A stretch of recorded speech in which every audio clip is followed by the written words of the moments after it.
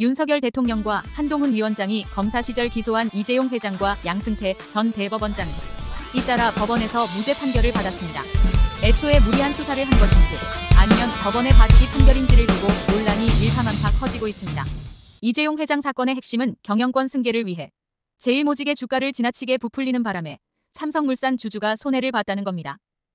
이재용 부회장과 미래전략실은 최소 비용으로 삼성그룹을 승계하고 지배력을 강화하기 위해 치밀한 계획을 세우고 이재용 부회장의 최대 주주인 제일모직에 유리한 시점에 삼성물산 흡수 합병을 일방적으로 결정하였습니다. 하지만 재판부는 검찰의 공소 사실 모두 입증이 부족하다며 이 회장에게 무죄를 선고했습니다. 당시 수사를 맡았던 서울중앙지검의 지검장은 윤석열 대통령이었습니다.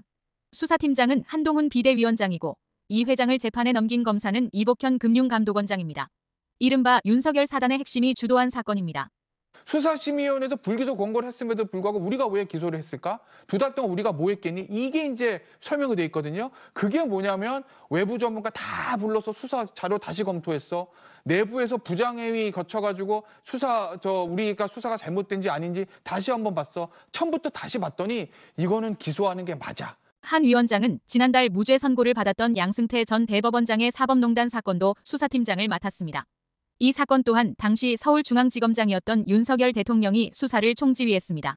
양 전 대법원장은 사법농단 사건으로 기소된 지 5년 만에 1심에서 무죄를 선고받았습니다.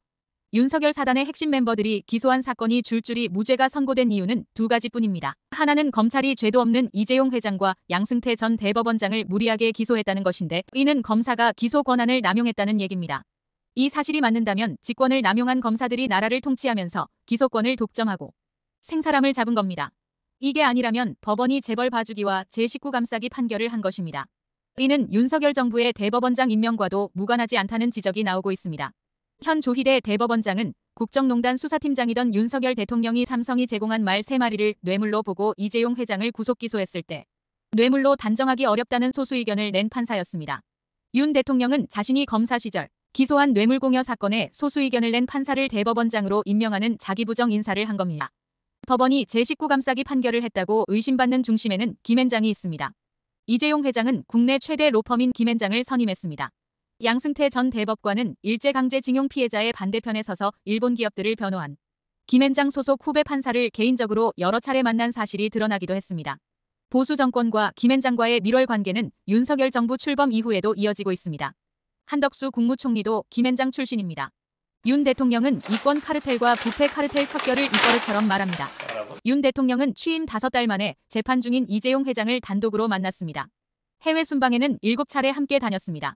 하지만 대통령 자신이 검사의 명예를 걸고 단죄한 역사적 사건이 신정경 유착과 법조 카르텔 논란을 불러일으키며 대통령 스스로 수사의 정당성마저 부정하고 있는 현실을 국민은 어떻게 받아들여야 할까요?